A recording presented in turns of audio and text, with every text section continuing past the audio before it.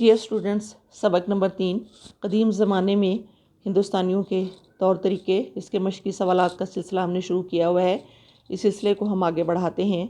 سوال نمبر 8، اس سبق کی روشنی میں سکندر کی شخصیت پر ایک جامع نوٹ لکھیں۔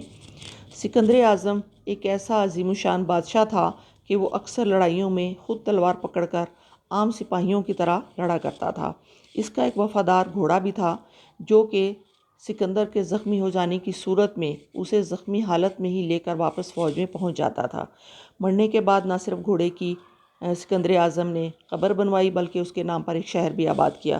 جب وہ ہندوستان میں آیا تو اس زمانے کے حالات سنسکرت یا فارسی کی کتابوں میں نہیں ملتے تھے۔ سکندر کے سپاہیوں نے یہاں کے حالات تحریر کیے اور انہی یونانیوں کی تحریر کردہ کتب میں ہمیں قدیم ہندوستانیوں کے طور طریقے معلوم ہوئے ہیں۔ سوال نمبر 9، اس سبق کی روشنی میں سکندر کے زمانے کے طور طریقوں کا حال بیان کریں۔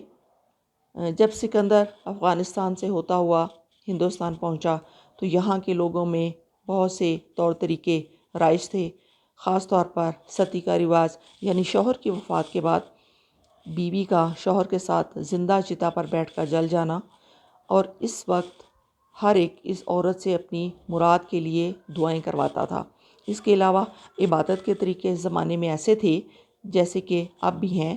جلتے پتھروں پر ننگے پاؤں چلنا، بہت سے فرقوں میں بیمار ہونے کو برا سمجھا جاتا بلکہ علاج بھی نہ کروایا جاتا، مگر کچھ ہندوؤں میں طبابت کا فن بہت خوب تھا۔